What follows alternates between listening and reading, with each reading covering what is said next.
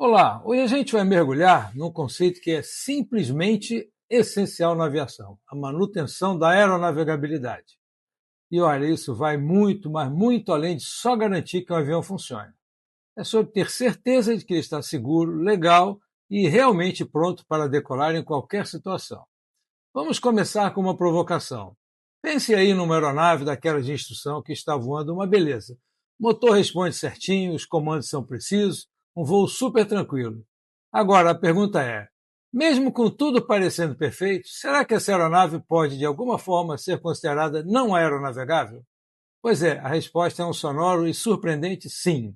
Uma aeronave que parece estar impecável pode, na verdade, estar legalmente impedida de sair do chão. E entender essa contradição é o que separa o amador do verdadeiro profissional da aviação. E aqui está o pulo do gato. Existe uma diferença gigantesca entre uma aeronave que está funcionando e uma que está aeronavegável. Funcionar é a parte mecânica, o motor girando, a hélice puxando. Agora, ser aeronavegável é um selo completo. Significa que ela atende à conformidade técnica, à conformidade documental e à conformidade regulatória. E se faltar um desses três pilares, já era. A aeronave não pode voar. Simples assim. Para a gente entender de vez essa conformidade, a gente precisa olhar para dois documentos que são a base da manutenção: as diretrizes de aeronavegabilidade e os boletins de serviço.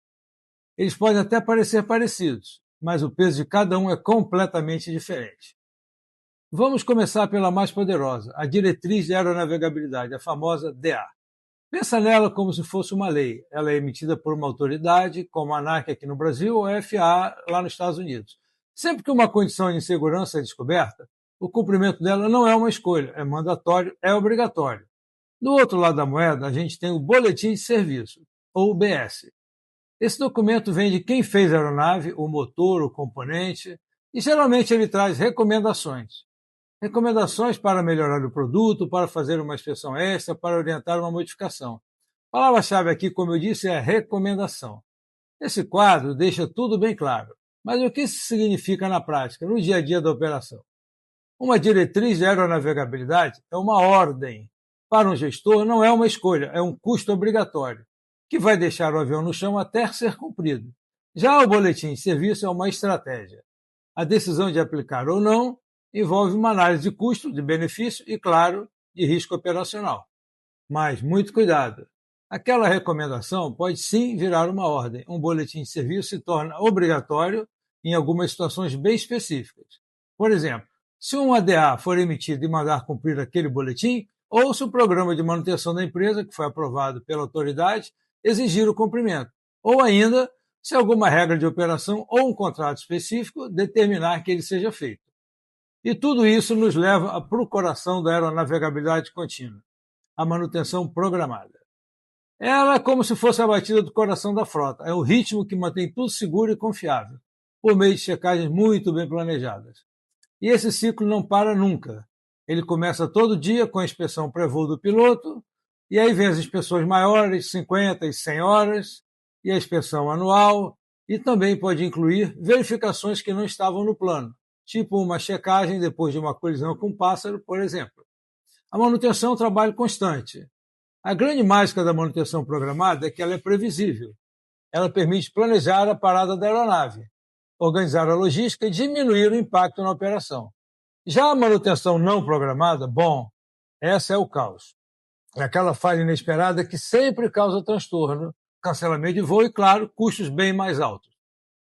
Tá certo? Agora vamos pegar tudo isso que a gente conversou e aplicar um cenário da vida real.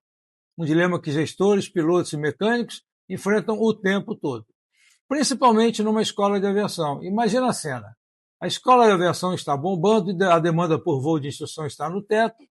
A aeronave PRXYZ é a estrela do dia seguinte, escalada para 6 voos. Só que a equipe de manutenção acende um sinal de alerta. Existem algumas pendências críticas. O primeiro alarme toca bem aqui. Existe uma DA obrigatória. Um item de segurança que não tem negociação, que está a apenas 3 horas de voo de vencer. O que isso significa? Que depois dessas 3 horas, essa aeronave se torna ilegal para voar. E ponto final. E a pressão só aumenta. Além da DA, a expressão de 100 horas, que é outra barreira obrigatória, vence em apenas 4 horas. Agora a gente tem dois cronômetros diferentes e os dois estão chegando perigosamente perto do zero. E para complicar ainda mais o que já está complicado, esse é o cenário da operação. 6 voos agendados. Cancelar esses voos significa prejuízo, aluno frustrado, atraso na formação. A pressão comercial para manter esse avião voando é simplesmente máxima.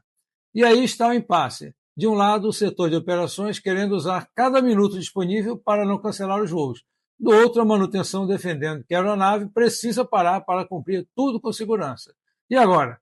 Qual é a decisão correta? Operar no limite do risco ou parar tudo e garantir a conformidade?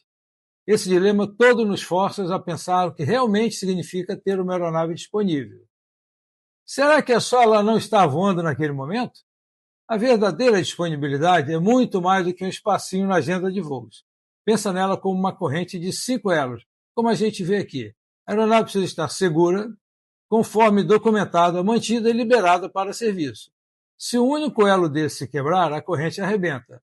E a aeronave não está de verdade disponível, não importa o que a escala de voo diga. E isso nos deixa com uma mensagem final que é muito poderosa e resume tudo. Tentar espremer até a última gota de uma aeronave, ignorando os limites da conformidade, isso não é ser eficiente. Isso é, na verdade, assumir um risco operacional gigantesco e inaceitável. Para a tripulação, para os passageiros e para a própria empresa. Para a gente encerrar, fica a reflexão. O que é mais importante, manter a escala de voos ou preservar a conformidade regulatória e técnica? E mais, como um bom planejamento de manutenção pode aumentar a disponibilidade real da frota, evitando esses conflitos de última hora? A resposta para essas perguntas é o que define a cultura de segurança de qualquer operação aérea. Obrigado.